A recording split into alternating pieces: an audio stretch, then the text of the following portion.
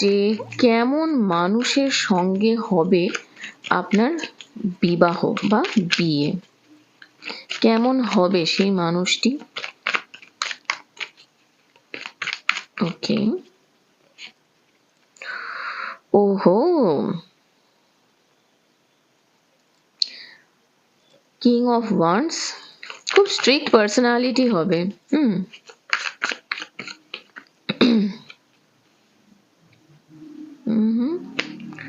Family oriented হবে কিন্তু।